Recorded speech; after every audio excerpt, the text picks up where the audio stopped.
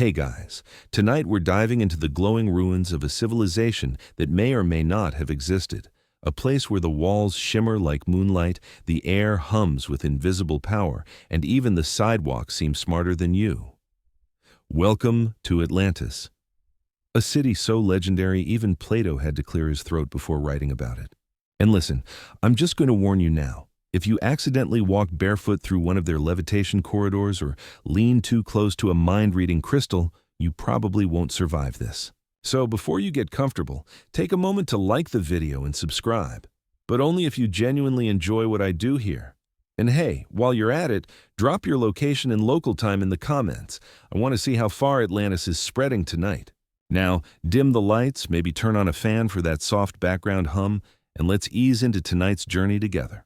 You stand at the edge of a coastline that doesn't exist on any modern map, and yet you know you've been here before. Not in this lifetime maybe, but in a feeling, a dream, a flicker just before waking. The sand under your feet pulses ever so slightly, like it remembers how to carry energy. And ahead of you, on the horizon, rises a city, or what's left of it, made of white stone, silver veins, and towers that glow from within. No torches, no light bulbs, just a steady ambient radiance. The city doesn't sparkle, it hums. The walls seem to breathe with you. You pass through arched gates that are warm to the touch, even though there's no sun above. You look up, and instead of stars, you see massive crystal structures suspended in the sky like slow-moving jellyfish, pulsating soft lavender and gold light. A whole city bathed in glow, not glare. Historians still argue whether Plato meant Atlantis to be literal or symbolic. But you're here now, and symbolic or not, this place has working infrastructure that outshines anything your neighborhood can offer. And it's quiet, not empty, balanced. You hear the wind move through crystalline chimes above. No honking, no hum of power lines, no air conditioning rumble. Just silence, shaped carefully by design. Your feet touch the polished stone paths and they light up, not like motion sensors, but like memory, as if they recognize you. You turn a corner and the scent of something familiar hits you, like rain right before it falls and mint and metal. The air smells charged. Later, much later, scientists will call this ionization. The Atlanteans, they just called it clean. You pass buildings that seem grown rather than built. Smooth and curved, made of materials that change color depending on the light. Some shine faintly blue, others gold, and you get the sense that they're alive, breathing, adjusting, even listening. A historical fact, Plato describes Atlantis as having concentric circles of land and sea, rings like a ripple from something divine. Some scholars believe this was a metaphor, others think it mirrors real geography. The Rishat structure in Mauritania, for instance, is a dead ringer for the layout. Spiral shapes, circular canals, interlocking bridges, all described over 2,000 years ago. And yet, fringe archaeologists say these weren't just aesthetic choices. The rings helped circulate energy, magnetic, telluric, maybe even emotional. In this city, geometry is everything. Triangles, spirals, Fibonacci curves. It's like they solved the entire riddle of sacred architecture, and then just built their apartments out of it. You enter what might be a temple or a home, and the walls shimmer slightly as you pass. The floor's warm, even though there's no fire. You touch the surface and feel vibration, not like a phone, more like a cat purring, a building that likes you, weirdly comforting. And then you realize there's no shadow here, not the way you know it. Light comes from everywhere, softly, with no clear source, no harsh corners, no darkness. Just a warm luminescence, like the entire city was lit from within the earth itself. One fringe theory suggests that Atlanteans used subterranean crystals, huge geodes embedded in the bedrock, to transmit clean energy upward, filtered through pyramids and geometric lenses. The result? Light that didn't burn, buzz, or blind, just glowed. You touch the wall again. The warmth stays on your hand like static, but softer. It's not fire, it's resonance, like everything in this city is tuned to a song you can't quite hear. Oh, and you'll love this. There are no wires, no outlets, no clunky panels or buttons, just smooth surfaces that seem to respond to your presence, your thoughts. You walk past a dome that opens like a flower as you approach, revealing a glowing atrium inside. No one's home, or maybe no one needs to be. Historians still argue whether ancient civilizations could have developed free energy tech. Some say the pyramids were tombs and nothing more. Others, they see antennae, generators, wireless conductors. They see civilizations that understood energy not as something to burn, but something to borrow. And here, you see it too. In the gentle warmth on your skin, the shimmer in the stone, the floating motes of light in the air, like someone trapped fireflies in crystal. You lean against a pillar that's humming faintly.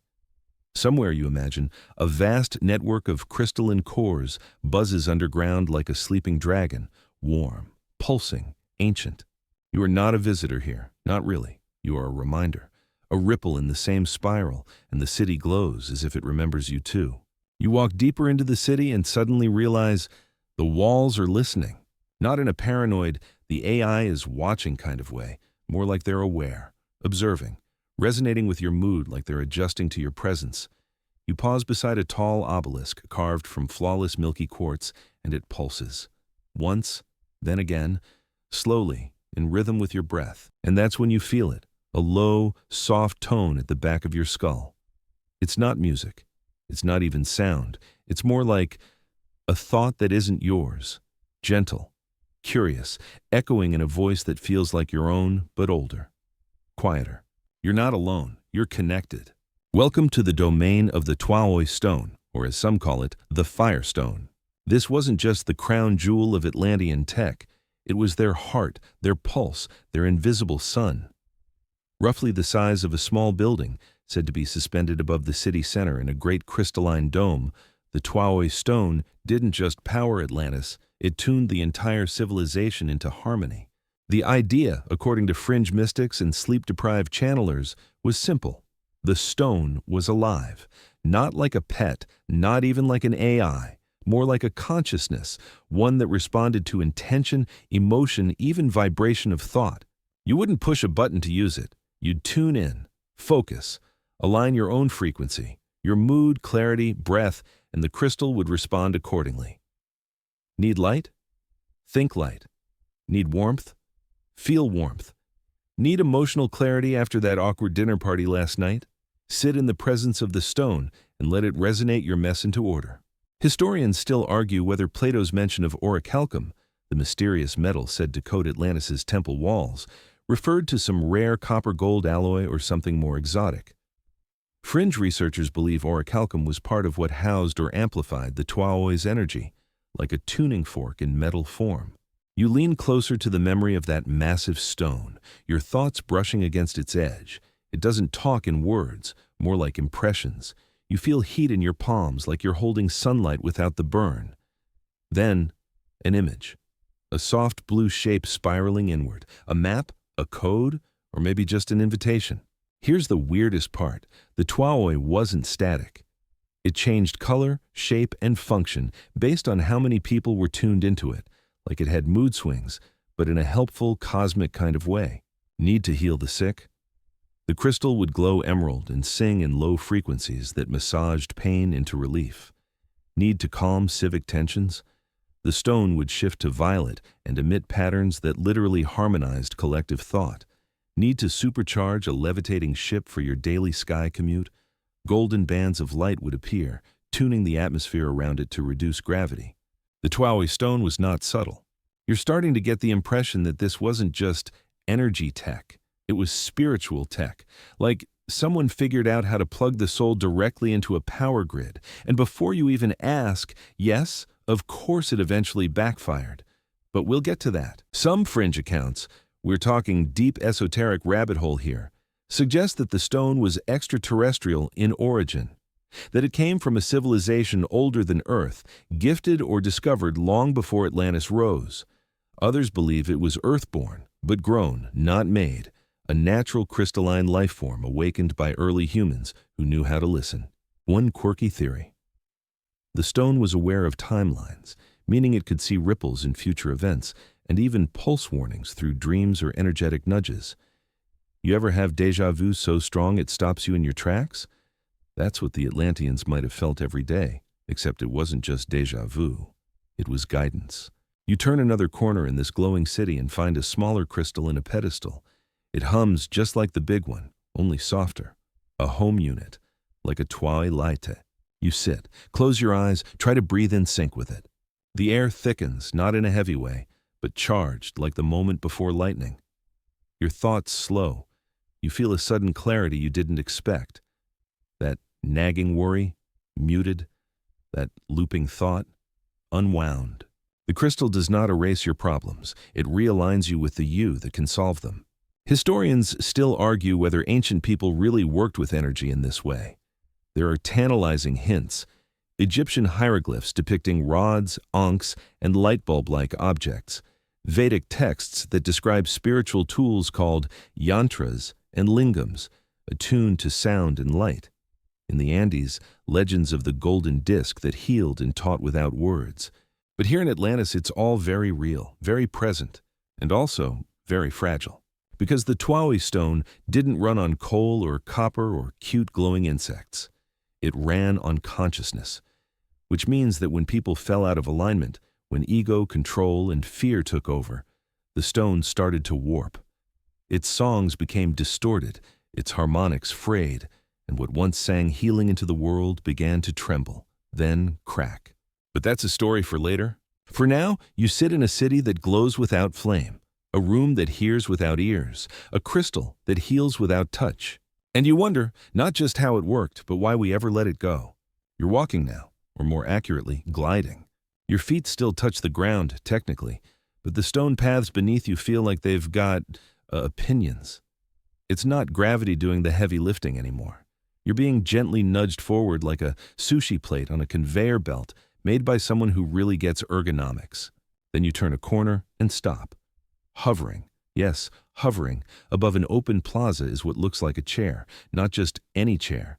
This thing is smooth, metallic, somehow soft-looking even though it's glowing, and it's floating a foot above the ground with no visible support, no wires, no legs, no help. It turns slowly toward you as if to say, "Want to go for a ride?"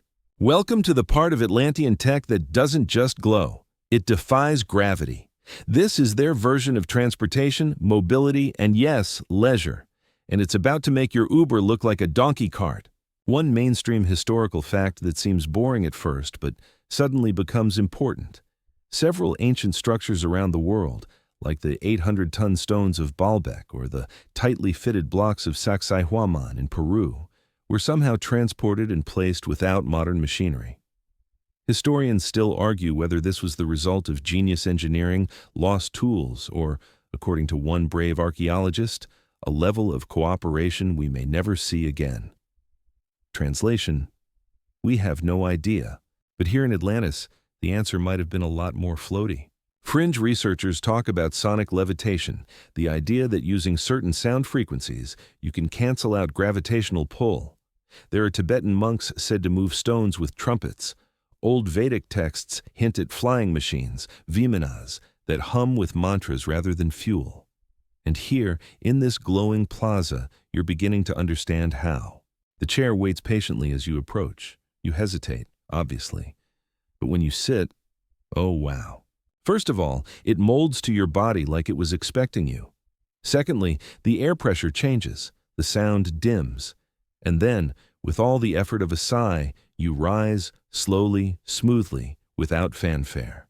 You float 10 feet up, then 20. You're not steering, you're thinking. Because apparently in Atlantis, thought is the steering wheel.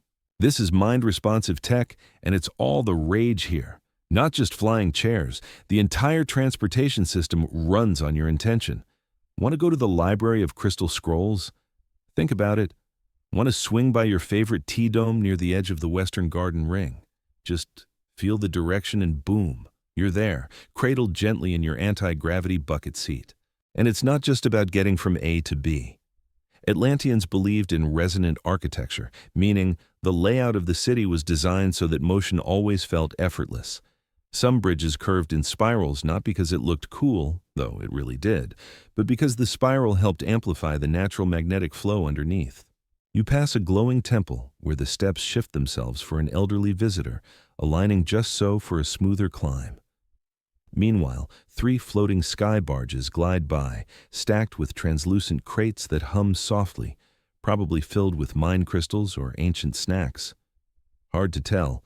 One quirky belief: these sky platforms, shaped like giant petals or manta rays, were tuned to the Schumann resonance of the Earth. That's the frequency at which Earth naturally vibrates, around 7.83 Hz. Some fringe physicists think syncing with this vibration could create a kind of lift, like catching the wave of the planet itself. You're still drifting above the plaza when a dome opens beside you, like a flower in time-lapse. Out strolls a group of robed figures, each carrying what looks like a staff made of twisted glass and gold. They float too, just a few inches, but they do it like it's no big deal. Casual wizards, basically. They don't wave, they nod, like they recognize you. Historians still argue whether true anti-gravity tech is even possible. Some claim it violates Newtonian physics. Others believe it's theoretically plausible if we ever figure out how to manipulate gravity fields the way we manipulate electromagnetism. But here, in the ghost glow of Atlantis, it's not a theory, it's public transport. You notice something else too. There's no pollution, no soot, no smog, no sky-slicing jet trails. Everything moves with silence and grace, like the city has agreed to stay peaceful, even at rush hour. And no one's crashing. Because everyone's tuned into the same mental network, not in a creepy hive mind way, but like jazz musicians who know how to harmonize without stepping on each other's notes. You pass a child practicing with a levitating hoop. She misses, and the hoop gently floats to the ground. No tantrum, just a smile. Even gravity is kind here.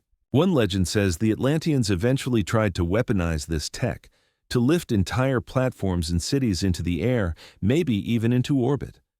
Some believe their experiments in manipulating gravity ripped open a rift, destabilizing the crust, throwing off the magnetic poles and causing the Earth to, well, get cranky. But tonight, you don't worry about that. You drift down slowly, the chair lowering you to a garden path without even a bump. The chair hums once, like a polite goodbye, then floats away, off to find someone else with sore feet and ancient karma. And as you watch it disappear, you smile. Because you've just ridden a thought-controlled anti-gravity recliner built by people who probably didn't even invent pants yet.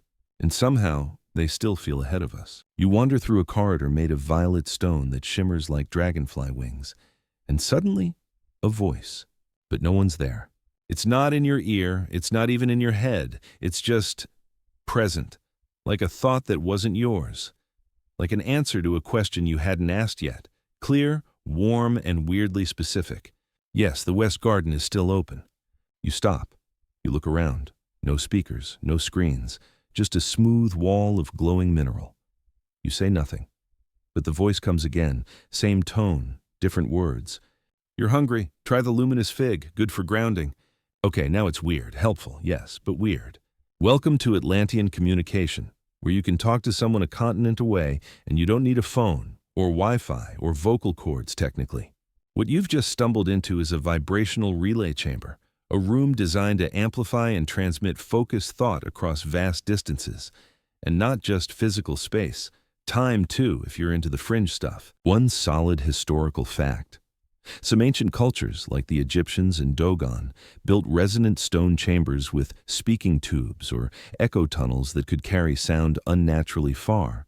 No electronics, just geometry. Historians still argue whether these structures were ceremonial, functional, or just oddly specific architectural flexes. But the Atlanteans, they took that idea and ran with it. You pass by what looks like a crystalline sculpture, tall, curved, humming softly, and you realize it's not art. It's an amplifier, one of many spread across the city, all linked in a grid. When tuned correctly, they transmit intent, not just words, but emotion, urgency, even images. It's not telepathy exactly. It's resonant communication, like a walkie-talkie made of quartz and vibes. You find yourself in a circular chamber with a dome overhead that sparkles like the inside of a geode. In the center, a low platform, no buttons, no screens, just lines carved into the stone, swirling spirals and interlocking triangles. You sit, you think, and suddenly you're not here. Not completely anyway.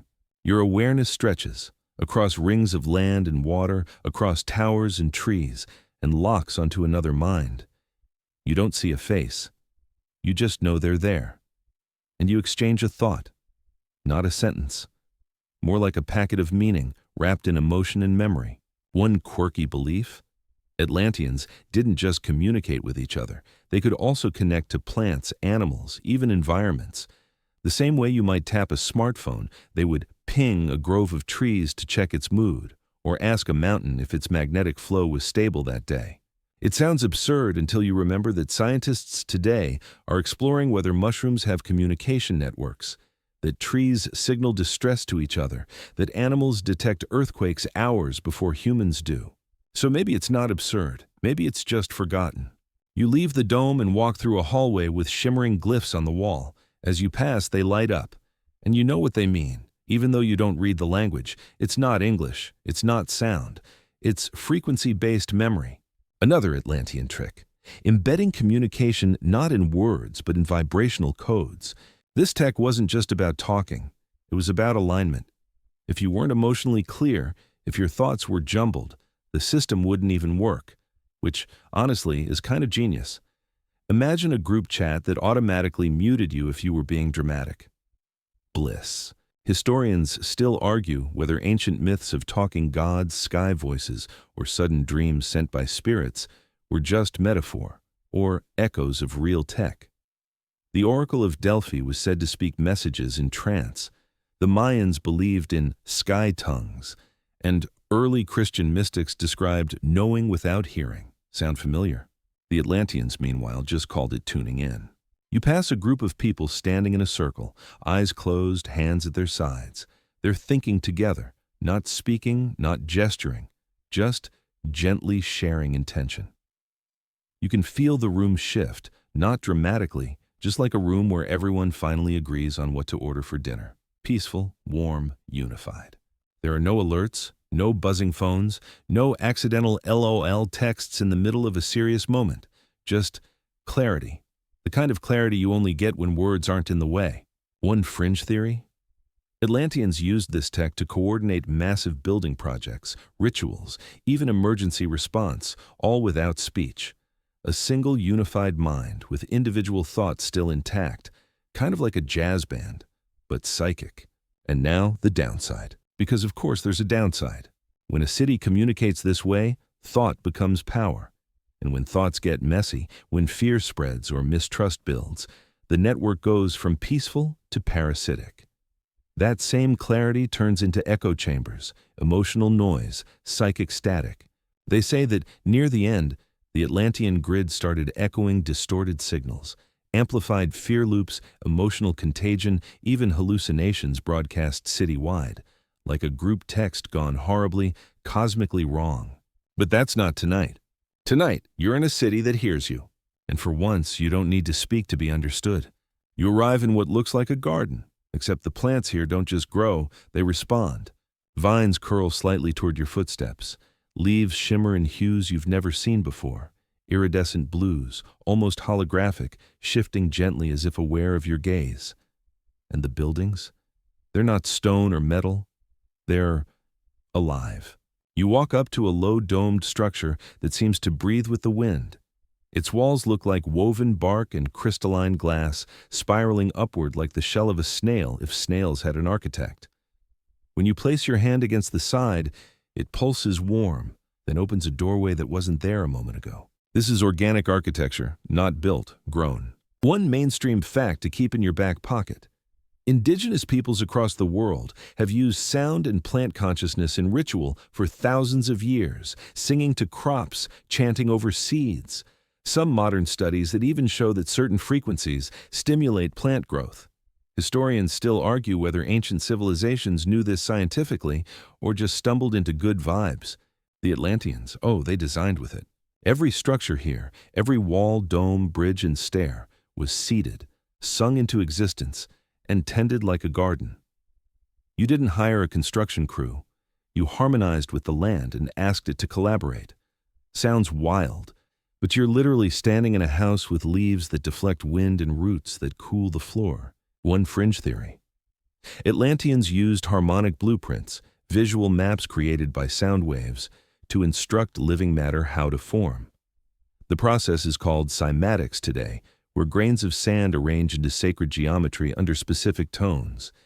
In Atlantis, it was like having a 3D printer made of plants, tuned by music. You sit inside a rounded chamber where the ceiling looks like woven amber and the floor softly vibrates beneath you. It's cool, but not cold. Light seeps in through the upper walls, filtered through living fibers that adjust their transparency based on the time of day. And guess what? No light switches here. No smart home updates needed. The home is the intelligence. One corner of the room opens, not a door, just an unfolding petal, revealing what you now recognize as a kitchen, if you can even call it that. It's more like a grove. Fruit grows directly from the inner wall, shimmering slightly with ambient light.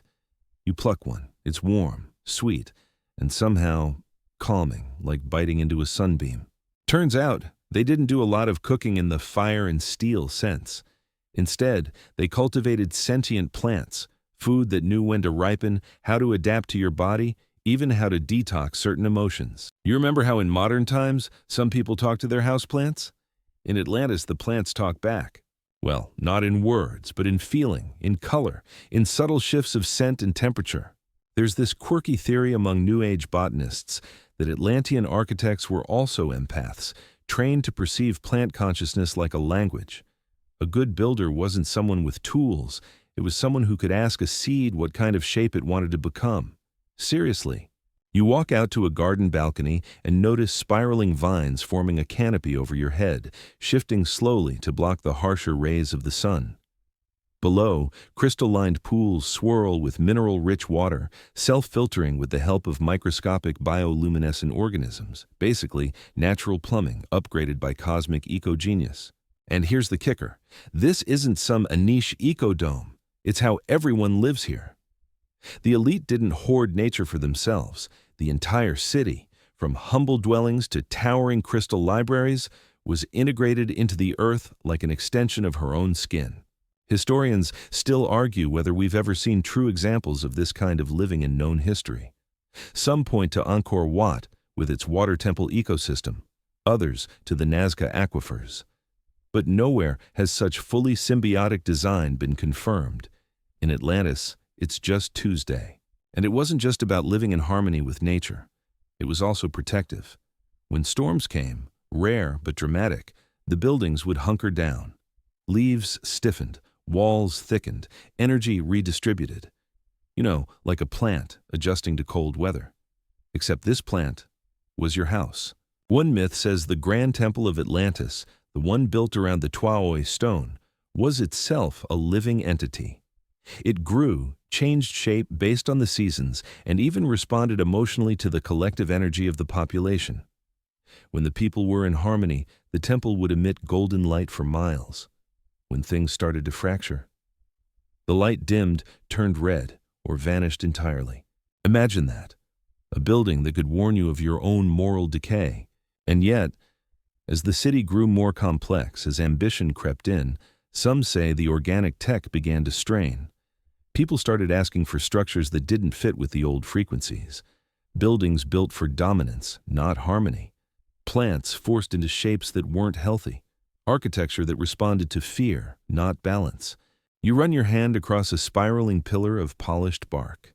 It feels strong, but sad, like it remembers being something better.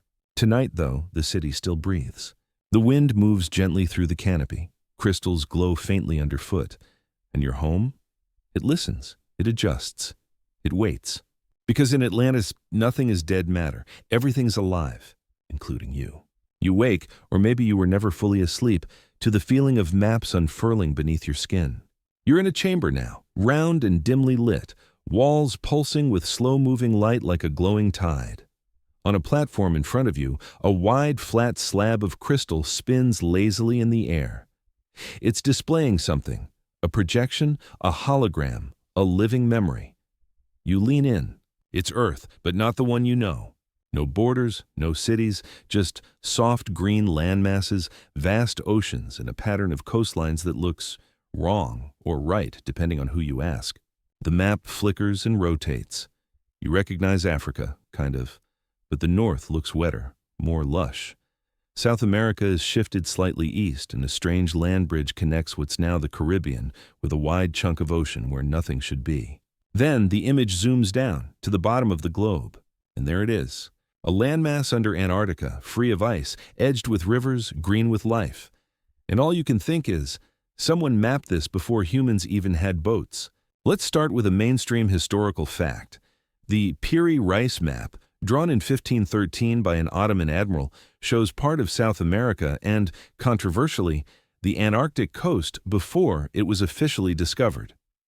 Some scholars say it's just a misinterpretation. Others say it was compiled from much older source maps. Historians still argue whether ancient seafaring cultures could have possibly circumnavigated the globe, or whether they just had access to someone else's data. Here in Atlantis, you're surrounded by globes, star maps, glowing stone tablets covered in spirals and tiny triangles. The walls are etched with celestial alignments, earth grids, and ley line diagrams. They didn't just map the planet, they understood its energy body. One fringe theory claims that Atlantis had a worldwide geodetic system, long before satellites. They knew the Earth wasn't flat, obviously, and they mapped its magnetic nodes like acupuncture points, pyramids, temples, stone circles, all placed intentionally along this grid, not for looks, for power transfer. You pass a series of smaller maps, raised topographies of lost islands. There's Lemuria, big and proud in the Pacific. There's High Brazil, peeking out west of Ireland. Even the Richat structure in Africa, the so-called Eye of the Sahara, sits at the center of one diagram, drawn with swirling arrows like a drain or a vortex. The maps weren't just for navigation, they were diagnostics. The Atlanteans monitored landmasses like we check heartbeats. If the energy of a region shifted, they'd adjust, reroute crystal power, conduct harmonizing rituals, or, in extreme cases, evacuate entire zones. One map catches your eye. It shows a series of glowing lines connecting temples on different continents: Egypt, Yucatan, the Himalayas, Easter Island, all pulsing with the same frequency. You trace the path and realize this was their version of the internet, not digital, energetic. And then it hits you. They had global awareness before we had continents. The air shifts slightly as a floating crystal orb descends from the ceiling and projects another map, a star chart. But this one moves. The stars swirl slowly, realigning themselves into recognizable constellations: Orion, Pleiades, Sirius. You tilt your head, confused. The map zooms in again, this time not on Earth, but from Earth, like it's remembering where the Atlanteans came from, or where they looked to for guidance. One quirky fringe belief: Atlanteans were master astronomers not because they studied the stars, but because they were descendants of them. Some claim they received their mapping knowledge from visitors, beings who seeded Earth with wisdom and left behind crystalline archives buried in the planet's bones. Too far-fetched?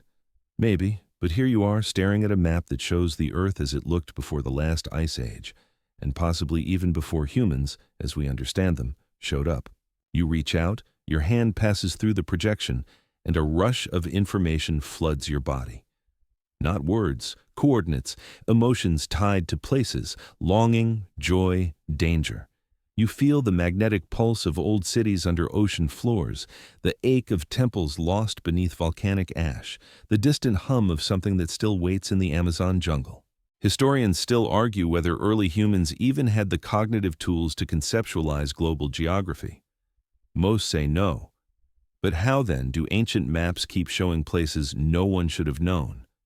And why do certain symbols, spirals, tridents, concentric rings, show up in cultures that never met? The answer in Atlantis is simple. They didn't discover the world, they remembered it. You leave the chamber quietly, your fingertips tingling from the data download. Outside, the wind carries a faint sound, like someone humming a lullaby across a great distance. You look up, and the stars are not distant anymore. They are connected. Because in Atlantis, maps weren't for finding your way. They were for remembering who you are. And as the last map flickers and fades, you suddenly feel very, very old and very, very awake. You step outside, and the air tastes like electricity. Not the harsh metallic bite of a thunderstorm, more like the soft fizz of a just-opened bottle of something ancient and sparkling. You breathe it in, and your skin responds with a tingle, like every pore is tuning to something deeper. It's not sunlight warming your face, it's energy drawn not from the sky, but from below. Welcome to Atlantean geothermal tech, the original green energy, except greener, smarter, and somehow weirder. You're standing near a massive glowing pillar rising out of a translucent pool. It's not man-made, not exactly. It looks like it's grown from the earth itself, veins of crystal snaking up from molten depths, encased in a tower of stone that hums with low, rhythmic pulses. You rest your hand on the pillar, and it's warm. Not like a heater, more like a heartbeat. Mainstream science fact: the Earth's molten core generates an immense amount of heat and magnetic energy. We know this today through geothermal plants, volcanoes, and tectonic activity. But historians still argue whether ancient people knew how to harness this in a structured way, or if they just settled near hot springs because they liked a warm soak. The Atlanteans, they didn't just harness it, they danced with it. This energy pillar, and there are dozens like it scattered across the city, is part of a planetary acupuncture system, a deep-tuned node where Earth's internal chi rises to the surface. And just like in human acupuncture, these points weren't random. They were chosen through geomancy, not superstition, but ultra-precise Earth energy science. One fringe theory claims these geothermal hubs were paired with plasma coils and crystalline conductors. Together, they captured the Earth's natural heat and transmuted it into multiple forms: light, sound, even gravity manipulation, which, to be honest, feels like a pretty sweet upgrade from your wall outlet.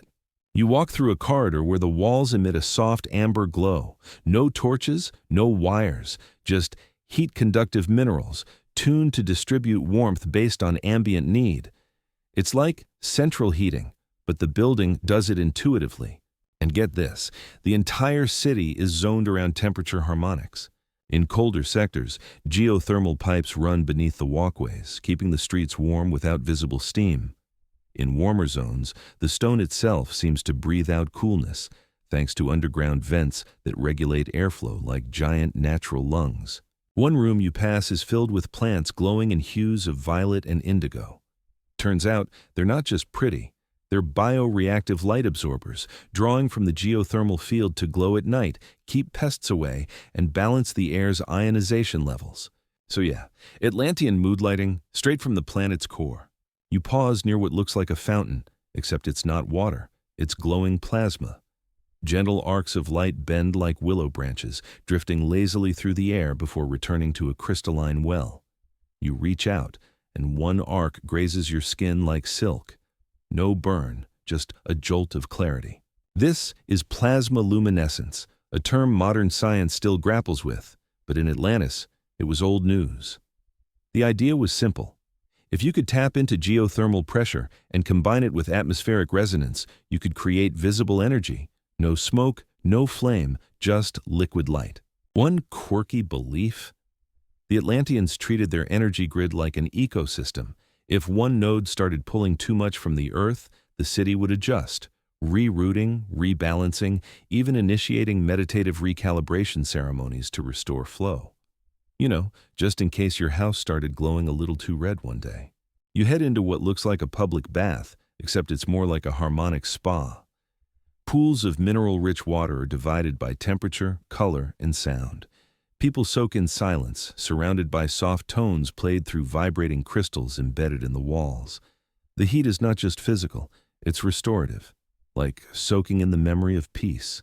Historians still argue whether ancient hot spring cultures, like those in Japan, Turkey, and Central America, developed these systems independently or inherited fragments from a lost common source.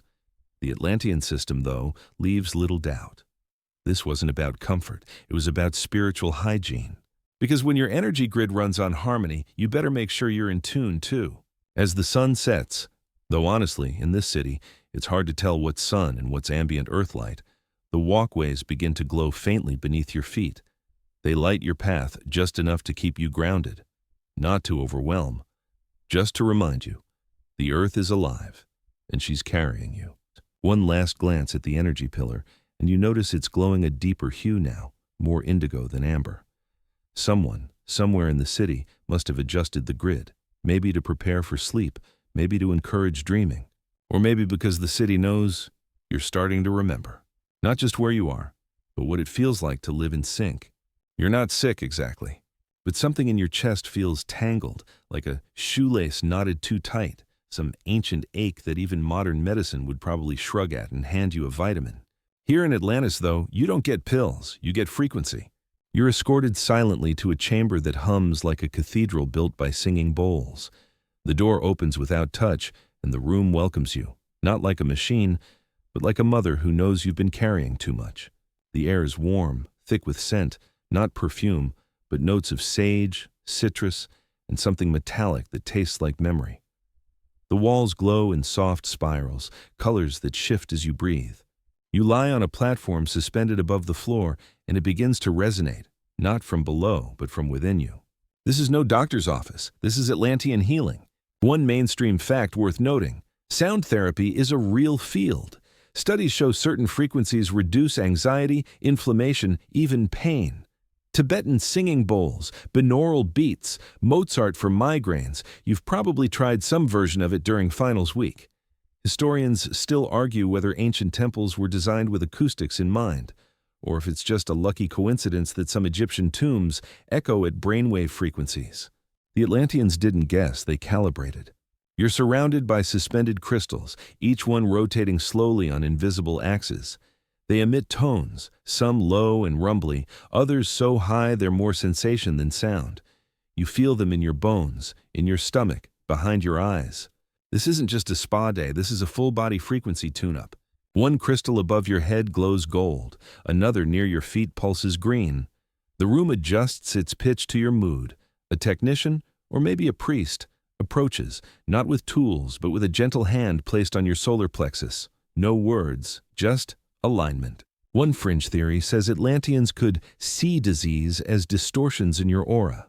Physical illness was just the final symptom of an energetic imbalance. Fix the field, and the body follows. So that's what they did. They used color therapy too, walls that shift between blues, purples, and oranges based on what your spirit needs most. Ever been comforted by warm lamplight? Imagine that, but designed by people who could see what color your heart required. They'd bathe you in hues, red for grounding, blue for grief, violet for spiritual clarity. These weren't arbitrary. Each color corresponded to a frequency, a gland, an emotion. And the best part? The rooms adjusted themselves. Your environment became your medicine. And then there was aromatherapy, taken to a level you can't find bottled at a yoga studio. The air here carries intelligent scents, molecules engineered, organically of course, to nudge your nervous system gently back into balance. Smell a hint of jasmine? That's your crown chakra waking up. A whiff of cedar? That's grounding your runaway thoughts before they spiral. You glance to the wall. A spiraling glyph pulses with a steady rhythm. It's not decorative. It's a mantra encoded in geometry. You don't read it with your eyes. You feel it in your chest, syncing your breath with its curve. Suddenly, your ribcage feels looser, like whatever's been locked there is now gently turning its own key. Historians still argue whether sacred geometry held actual therapeutic function or was just aesthetic. Atlantean builders believed that architecture wasn't separate from healing, that the room itself was part of the medicine. Your walls, your light, your sounds, all part of a treatment plan crafted by artists who also happen to be quantum physicists in robes. One quirky belief: every Atlantean was taught basic resonant self-care. You didn't pop a pill when your mood dipped, you adjusted your frequency. There were hand gestures, sounds, breath rhythms, kind of like emotional yoga. But for your electromagnetic field, you sit up slowly, the crystals dim, the tone softens to a whisper. You feel untangled, not fixed, not numb, but clear, like a fog has quietly backed away without telling you why. Outside the chamber, a man hums a short melody and touches the wall. A square of color opens, revealing, of all things, a piece of fruit. He bites into it with a grin and gestures for you to do the same. You do. It tastes like citrus and starlight. You're not hungry, but you feel nourished anyway. And that's when it hits you. Healing in Atlantis wasn't about curing the body. It was about restoring your connection to yourself, to others, to the earth. When you were whole, illness had nowhere to stick. The people here didn't fear disease because they never treated it like an enemy. They treated it like a message, a signal, a subtle nudge that something, somewhere, had slipped out of tune. And once they heard that message, they just played the note again. Correctly this time. You walk through the city center just before dusk, when the light shifts from sun-warmed gold to that deep indigo that always feels like a secret. Above you, spires flicker faintly, their tips brushing low clouds like they're whispering to the sky. And then, mid-step, you feel something click inside your head. Not painful, not scary, just a sudden sense that you're not thinking alone. You pause, not just because the thought you were having didn't start with you, but because it's still going, like a thread being pulled from somewhere else. Welcome to Atlantean broadcast telepathy, the weirdly efficient alternative to texting, small talk, or screaming across traffic. Here's the setup. You don't think out loud here. You transmit carefully, selectively, emotionally encrypted, but instantaneous. The city's social network isn't built on code. It's built on brainwaves. One real-world anchor to hang on to. Your brain emits measurable frequencies, alpha, beta, theta, etc. Neuroscientists can track them, and devices already exist that respond to those waves, to move cursors, fly drones, even play video games. Historians still argue whether ancient civilizations knew how to consciously manipulate brain states, or if they just lucked into altered states with chanting and mushrooms. But in Atlantis, tuning your thoughts was a daily skill, as basic as brushing your teeth, assuming you still need to do that here. You pass a reflecting pool lined with obsidian. As you approach, it ripples, not from wind, but from your emotional frequency. Think of it like a mood ring that just happens to be alive and judging your coping mechanisms. You kneel beside it, take a breath, and quiet your mind. A faint shimmer spreads across the surface. Words don't appear, but meaning does. You're not alone. You glance around. Still no one, but now you're aware of it. The soft static of thoughts in the air, all tuned to different channels. That's the secret. In Atlantis, telepathy wasn't a free-for-all. People weren't just broadcasting random grocery lists or cat memes into each other's heads. Thank heavens. They used crystalline implants, not machines, but biological enhancers, to help filter the signal. Think of it like a personal mental firewall, tuned to your spiritual development level. You couldn't access the deep frequencies if you were having a bad day and wanted to yell at the grocery fig vendor. One fringe theory says the Atlantean elite formed telepathic councils where decisions were made not through debate, but through group harmonics. The higher the resonance, the clearer the solution. No egos, no posturing, just frequency alignment. And if someone got stubborn, the group's vibration would literally make their thoughts inaudible. Passive-aggressive spiritual silencing, iconic. You're still walking when a soft tone enters your head. Musical, distant. A message? A memory? Then you realize it's not just thoughts being shared, emotions too, sensations, images. Someone, somewhere, is remembering a sunset from a temple high in the northern cliffs. And now, so are you. You see it, smell the wind, feel the cool stone beneath your feet.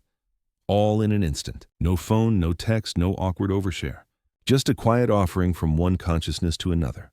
And yes, this worked in dreams too. Atlanteans didn't just use this system while awake. They had entire shared dream networks where people could enter communal dreamscapes to learn, process trauma, or even solve logistical issues. Dream Team wasn't just a metaphor. It was a calendar event. One myth tells of a citywide dreaming session where engineers worked out the vibration ratio needed to stabilize a floating temple. They all woke up with the same solution, built it, and yeah, it floated. You pass a crystal tower shaped like an inverted cone. It's a dream repository, a kind of mental library, storing thousands of years of thoughts, dreams, and images. Some say you could walk in and relive someone else's life simply by syncing your frequency to theirs. You reach a small platform where a child is practicing mental projection. Eyes closed, brow furrowed, she's visualizing a bird, and a shimmering outline of a hawk flutters above her like a hologram made of breath and stardust. She opens her eyes, and it vanishes. She grins. The crystal at her wrist pulses softly, affirming her growing strength. One quirky belief: the most advanced Atlanteans didn't use speech at all. Their language was vibrational, a blend of tone, emotion, and imagery. A single sentence could transmit an entire concept, complete with context, memory, and feeling. Efficient? Yes. Confusing for newcomers? Absolutely. Imagine ordering lunch and accidentally projecting the time your dad forgot your birthday. Yikes. Historians still argue whether any remnants of this tech exist today. Some point to lost tribes with oral traditions that include dream sharing. Others believe children who speak of imaginary friends or past lives may be catching fragments of this ancient network, like static from a forgotten frequency. You pause at the edge of a high balcony overlooking the inner rings of the city. It's quiet, not because there's no sound, but because everyone's listening differently. You close your eyes, and suddenly, you're not alone in your thoughts. Not invaded, not monitored, just heard. Because in Atlantis, connection wasn't built, it was remembered. And in that remembering, even silence became sacred. You're standing in front of a doorway that doesn't open with a handle, a password, or a key. It opens with curiosity. The walls around you shimmer like fluid glass. Your pulse skips. You didn't even know you wanted to go in, and yet the room has already read your intention. The door vanishes, and the air inside hums with that same familiar electric whisper you're learning to associate with. Something amazing is about to happen. Welcome to what the Atlanteans called a time vault, or, if you prefer modern phrasing, dimensional tourism headquarters. This isn't a museum. There are no plaques or dusty artifacts. What lies beyond is weirder, wilder, and harder to explain to your 9-to-5 brain. It's a room between moments, and you're about to step in. A mainstream scientific fact: time is not fixed. According to Einstein's theory of relativity, time can stretch or compress depending on gravity and speed. GPS satellites even account for this. Historians still argue whether ancient cultures understood these ideas symbolically, or if some civilizations might have experienced time non-linearly. The Atlanteans, they didn't just theorize about time, they navigated it. Inside the room, light bends in spirals. Crystals hover without support, each spinning slowly, tuned to different frequencies. You're standing on a circular platform, etched with symbols that feel more remembered than learned, like they live in your bones. A technician enters, robes fluttering slightly as if caught in a breeze from another dimension. She gestures gently toward the platform. No instructions, just trust. And then you're somewhere else. You haven't moved, but the air tastes different. The gravity feels looser. You hear the faint cry of birds that no longer exist. You smell salt and smoke. Around you, vague outlines take shape. A city half formed, half remembered. Your city. Atlantis. Before. You're not hallucinating. You're in a time layer, one of many stored in the crystal grid beneath the city. Atlantean tourism, if you can even call it that, wasn't about visiting other countries. It was about visiting other whens, and not just the past. You turn your head slightly, and the scenery shifts again. Now it's darkness, stars wheeling above you, and structures that haven't yet been built. You're in the potential future. One version of it, at least. One fringe belief says the Atlanteans built time temples, where trained navigators, think spiritual physicists, would enter meditative trance and observe branching timelines. They didn't try to control the future. They just watched, adjusted, nudged. You move through another layer. This one feels sticky, heavy like molasses. The air is thick. Colors are muted. Something went wrong here. You're seeing a version of Atlantis that tried to manipulate time too aggressively. Stories suggest they once opened a portal inward, not to the future or past, but to parallel Earths. That's when the feedback loop started. Some say the walls between realities cracked, that timelines began to bleed, and that one of those fractures led to the final collapse. One quirky theory? Time travel wasn't just a tech experiment, it was personal therapy. Atlanteans would revisit their past lives to heal unresolved emotions. You didn't need a therapist. You just went back, gave yourself a hug, and realigned your present self with that act of compassion. Of course, it wasn't without risk. Step into the wrong moment too deeply, and you could bring trauma back with you. So they built resonance safeguards, crystalline sentinels that kept you from falling too far in. You blink and the room shivers. You're back. The technician is still there, smiling slightly, not at you, but at what you saw. Because in Atlantis, time wasn't private. Your journey ripples outward into the collective field, enriching it. Every time someone heals the past, the present gets a little brighter. You step out of the time vault into a corridor lined with spiral windows.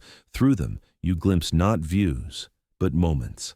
A child learning to levitate, a council harmonizing over a hard decision, a woman placing a flower on the first crack in the city's foundation. All of it still happening, all of it still here. Historians still argue whether myths of sky people, gods from the future, or star ancestors were misunderstood time travelers. Some believe Stonehenge, the Great Pyramid, and Angkor Wat were time anchors designed to stabilize Earth's timeline after Atlantis fell. Outlandish, maybe. But here, walking through a city that remembers forward, it doesn't feel outlandish at all. It feels inevitable. Because time in Atlantis wasn't a river, it was a web, and they knew how to dance on it. And you, whether you know it or not, might still be part of that dance. You're sitting on a stone bench shaped like a seashell, wondering if you've finally maxed out the weirdness meter. After telepathy, time travel, and mood-based healing rooms, surely there's nowhere left to go. Then something nuzzles your leg. You look down, and it's a dolphin. A dolphin in the middle of the city. Only it's not splashing or flailing, it's hovering. Suspended in a low field of bluish mist, this creature moves like a breath of water made solid. Its eyes, large, intelligent, maybe even amused, lock onto yours. And just like that, you hear it. Hi. Not in words, not in thoughts, more like a feeling sentence, warmth, playfulness, curiosity, all bundled into a single zap of meaning that settles into your brain like a skipstone landing smoothly. Because here in Atlantis, animals don't just exist, they speak and they remember. One established fact to hang your hat on. Dolphins have been shown to recognize themselves in mirrors, invent games, and even share signature whistles, names, essentially. They're highly social, emotionally complex, and neurologically advanced. Historians still argue whether ancient cultures viewed certain animals as literal messengers or metaphors for spiritual wisdom. In Atlantis, that argument's over. The dolphin lifts its gaze toward a crystalline node at the center of the plaza. It glows in response, and the air around you hums softly, almost like it's tuning itself to include this moment in its memory bank. Because the crystals, they remember everything. You're surrounded by memory stones, bioreactive minerals that store not just data, but experiences, emotions, stories. Some say each crystal in the city holds the soul print of an entire family line. You could walk into a chamber and feel what your ancestors felt, their joys, fears, triumphs, not as observers, but as participants. One fringe belief holds that these crystals could be read like books, not with your eyes, but with your emotional resonance. The more attuned you were, the deeper the access. Skilled Atlanteans were called resonance readers, and they served as both historians and therapists. You reach out to one now, a waist-high obelisk, humming faintly in hues of rose gold and indigo. As your fingers hover above the surface, your chest tightens slightly. A rush of grief, a child's laughter, the smell of rain on stone. This isn't your memory, but for a moment, it lives in you. And beside you, the dolphin watches, not judging, but witnessing. Animals in Atlantis weren't just pets, they were empathic allies. Dolphins helped children learn telepathy. Birds were known to detect emotional disturbances and lead people to healing chambers. Cats were rumored to guard sacred sites, not because they were territorial, but because they could see breaches in the city's frequency grid. One quirky detail: certain whales were said to serve as deep memory custodians, holding collective knowledge in their DNA. Atlanteans would journey to sea temples to commune with them, not to get information, but to harmonize with their understanding. You keep walking and pass what looks like a school, but there are no desks. Children sit in circles, each with a different animal beside them. One girl strokes a large owl, her eyes closed. Another sings softly to a striped feline with long ears. Learning here isn't fact cramming, it's frequency matching. And memory is sacred. One tale says that before the fall, a final ceremony was held. The city's oldest memory stones were sung into crystalline carriers, mobile archives sent into the oceans, embedded in dolphins and whales, so the wisdom of Atlantis would not die with its walls. It's said that if you listen closely to the right pod of dolphins in the right part of the ocean on the right kind of day, you can still hear those memories.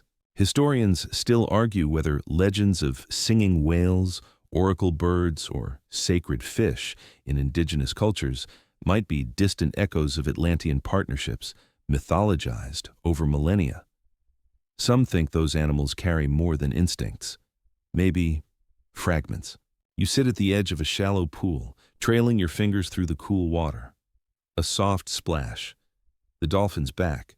It bumps your hand, and you suddenly feel a thought that isn't yours. A vision of coral temples, laughter under waterfalls, a sky that looks like mother of pearl. A memory? No, a gift. Because animals in Atlantis didn't need language. They remembered differently, they loved differently, and they shared differently. So maybe that dolphin isn't just a creature. Maybe it's a library. Maybe it's a friend. Maybe it's the last keeper of a story no one else remembered to tell. And maybe, just maybe, you've started remembering it too. You're standing on what should be solid ground, and yet it floats. Below you, the ocean swirls like melted obsidian, glassy and infinite. Above you, the sky pulses in gradient layers of peach and violet, and all around you, the platform you're standing on, circular, metallic, veined with glowing crystal, hums with effortless flight. You're not flying, you're hovering, or more precisely, you're being held. This is a levitation disc, one of many Atlantean transportation tools that didn't run on wheels, wires, or fossil fuel. It runs on frequency geometry, and the only fuel is alignment. One real-world curiosity. Researchers today have demonstrated acoustic levitation using sound waves to float small objects. Magnetic levitation trains, maglevs, already exist, floating frictionlessly on tracks. Historians still argue whether ancient cultures like the Egyptians or Incas knew how to soften stone for transport, or if those smooth cuts were just good chiseling. The Atlanteans didn't chisel, they tuned. The disc beneath your feet is etched with a repeating spiral pattern, not just art, but a resonance map. As you shift your weight slightly, the disc recalibrates, moving forward with the grace of a thought. It's not just responding to pressure, it's reading your intent. Around you, other travelers drift by, not in cars, but on personal gliders shaped like manta rays, translucent and glowing. Some ride standing, others sit cross-legged in meditation, no horns, no fumes, just elegant silence, broken only by the soft ripple of energy fields adjusting their flight paths. One fringe belief says Atlanteans used crystal-stabilized gravity modulation. That's a mouthful, but in practice, it meant using certain stones, often clear quartz or selenite, that amplified localized gravitational fields. Place them in the right formation, activate them with harmonic sound, and voila, you're floating. You fly over a transport hub, a vast spiraling structure built like a seashell turned inside out. People arrive and depart, stepping onto floating walkways that reconfigure themselves based on traffic flow. There are no stairs, just gentle inclines that adjust their slope for your comfort. You land effortlessly. Inside the hub, you see something unexpected: portals. Not metaphorical ones, literal doorways of shimmering light, oval-shaped, pulsing faintly, each emitting a slightly different tone. A man steps through one and vanishes without fanfare. A moment later, another steps out of a separate portal, brushing imaginary dust from his sleeves as if he just walked through a curtain. These are intracity gates, short-range teleportation fields designed for travelers in a hurry or with bad knees. Historians still argue whether teleportation is theoretically possible, though quantum entanglement suggests that particles can affect each other instantly at great distances. Of course, no one's teleporting lunch orders yet, but in Atlantis, these gates were everyday convenience. You approach one marked with a spiraling glyph. As you near, it hums in a pitch that matches your breath. Your chest vibrates faintly. Then, without any dramatic flash, you're somewhere else. A garden. You blink. The shift wasn't jarring, more like a lucid dream transition. Birdsong, the scent of lavender, a cool breeze. One quirky story tells of Atlantean frequency riders, explorers trained to navigate Earth's magnetic grid by tuning their bodies to specific ley lines. They'd meditate, focus on a location, and ride the wave, appearing halfway across the world without ever boarding a ship. You pass a small outpost with children playing a game that looks like soccer but in zero gravity. They bounce between platforms that hover like lily pads, laughing as they ricochet gently from one glowing disk to another. No collisions, no referees, just flow. Above them, a floating structure drifts, not tethered, not anchored, just being. It's a sky temple, moving on its own circuit above the city like a moon in orbit. Some say these buildings weren't just for show, they regulated the city's frequency, like tuning forks in the atmosphere. Your guide, silent until now, gestures to a nearby wall. It isn't a wall, actually. It's a transport map, but instead of lines and numbers, it's a glowing hologram that responds to your gaze. You look at a location, and the map opens it. Not visually, emotionally. You feel what it's like to be there. The temperature, the density of the air, the emotional tone of the people nearby. Don't want to go to a crowded plaza today? No problem. The map feels your hesitation and suggests a quieter temple path instead. Transportation in Atlantis wasn't about speed. It was about coherence. You didn't just go places, you matched them. That's why there were no traffic accidents here, no wrong turns. Every journey began with internal alignment. If your frequency didn't match the destination, the system would simply not activate. Try that with Google Maps. Historians still argue whether crop circles, ancient geoglyphs, or mysterious megalith alignments were once landing zones or energy markers for similar levitating craft. Some even claim those sites still buzz at certain frequencies, like waiting rooms for return journeys. Maybe that's wishful thinking. Or maybe, somewhere under the noise of modern life, those systems are still online, just waiting for someone who remembers how to listen. You step onto another disk. It lifts you gently toward a sky path lined with floating trees, their roots suspended in mist. Below, the city pulses with light. No rush, no engine, just motion through meaning. And in this motion, you realize something. The Atlanteans never separated travel from transformation. Every movement changed you. Every journey made you new. You wake to silence, not the peaceful, sleepy kind, not the meditative hum of crystals or the rhythmic purring of dolphins. No, this silence is wrong. It stretches too long. It feels held, like the city itself is holding its breath. You're standing in a high tower overlooking the ocean. Below, the waters churn harder than usual. The crystal network glows more fiercely than it should. And there, on the far horizon, a thin crack of light, trembling like something's coming undone. Tonight, Atlantis is falling. One known fact: Plato wrote of Atlantis' sudden destruction, a cataclysm that happened in a single day and night of misfortune. Volcanic eruptions, massive waves, quakes. Historians still argue whether Plato's story was allegory or history, or if it encoded memories of a real ancient cataclysm, such as the eruption of Thera, Santorini, or the Younger Dryas impact hypothesis. But here, in this moment, it's neither myth nor metaphor. It's happening. The air is thick with static. You feel it, not just on your skin, but in your chest, like your breath is trying to crawl backwards. Something is destabilized, and no one seems surprised. Because they knew the fall didn't come from outside. It began from within. Your guide walks beside you in the tower. His robe, usually white and flowing, is singed at the edge.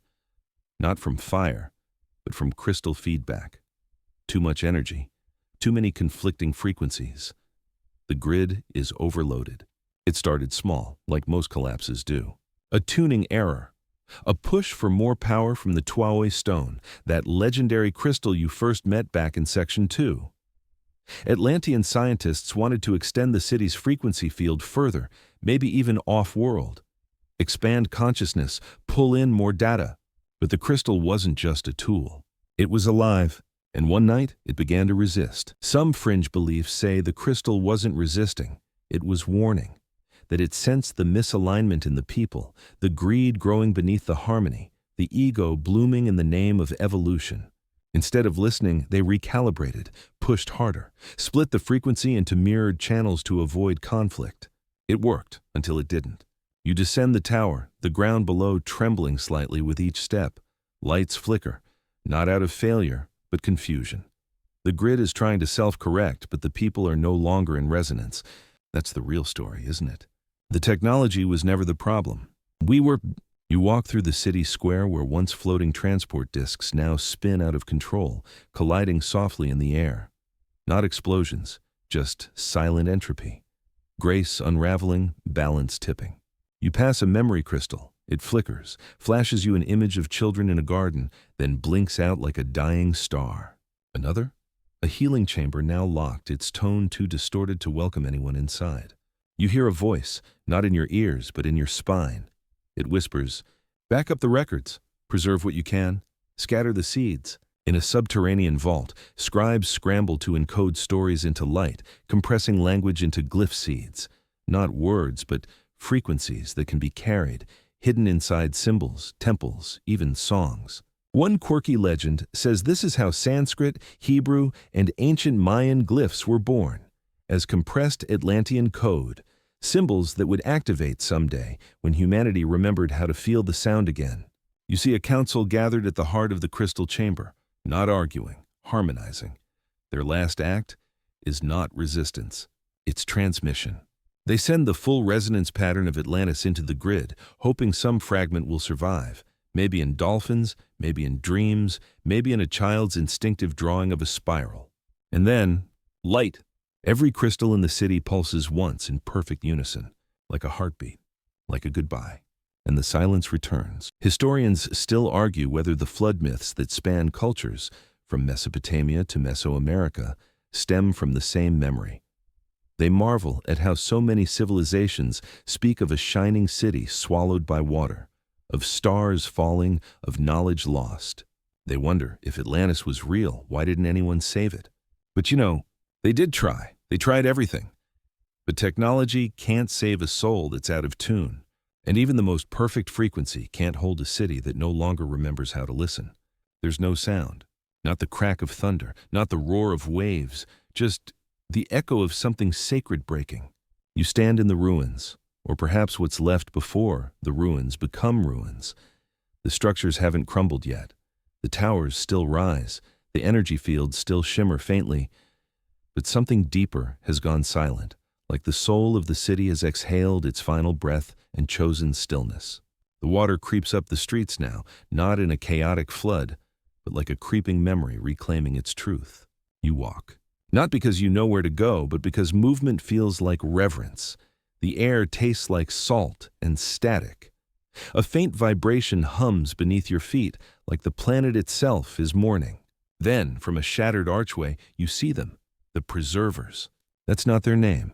It's the name you give them. They wear robes made of woven crystal fibers, and their eyes glow faintly with the imprint of 1,000 lives. Each holds a glowing sphere, no bigger than a plum, pulsing with color and memory. Inside these spheres, you glimpse entire cities, encoded wisdom, seeds of civilizations. This is the last protocol of Atlantis, not to fight, not to rebuild, but to preserve. One mainstream historical fact: many ancient mythologies speak of sky beings or star ancestors arriving in ships of light, bringing knowledge, calendars, architecture. Historians still argue whether these stories refer to metaphor, alien visitation, or cultural cross-pollination across early civilizations. The Atlanteans believed the answer was yes. They weren't fleeing Atlantis, they were planting it. You follow the preservers down a corridor where walls flicker like heat mirages. One touches the stone, humming softly, and a gateway opens. A luminous field shaped like an almond, shimmering with soft green and blue hues. You feel it instantly. It's not a door, it's a departure. A fringe belief, whispered through secret societies, esoteric texts, and badly translated parchments, claims that survivors of Atlantis fled not to Egypt or Mesoamerica or Tibet, but to all of them. That they seeded their knowledge carefully, embedding symbols in temples, star maps in pyramids, and frequency codes in megalithic stones. They didn't want power. They wanted memory to survive. As the preservers step through the gate, their forms blur slightly, like heat smoke on desert air. You see one look back, eyes soft, unafraid, not escaping, simply transitioning. You walk past another memory crystal, this one cracked, humming low, like a song that's forgotten its melody. You press your hand to it. Instantly, visions flood your senses. A mother tucking her child in a levitating cradle. A gathering in the amphitheater. Not a performance, but a harmonic prayer. A dolphin leaping through light beams, laughing. a council of beings, not human, watching from the stars, waiting. Then, darkness. The crystal flickers out. You let go. Around you, the city now groans. Cracks widen, stones shift. Water surges in pulses, not like an ocean, but like the lungs of the planet exhaling. You run, but not from fear. You run toward something, toward the great dome at the city's heart, the one that held the mother crystal, the living intelligence of Atlantis.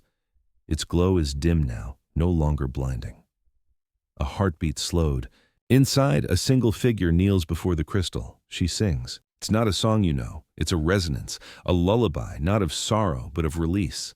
The city isn't being destroyed. It's being returned, dismantled with love. Not one piece of knowledge is lost, only transformed. You watch as the mother crystal dims, not shattered, just powered down, safe, stored.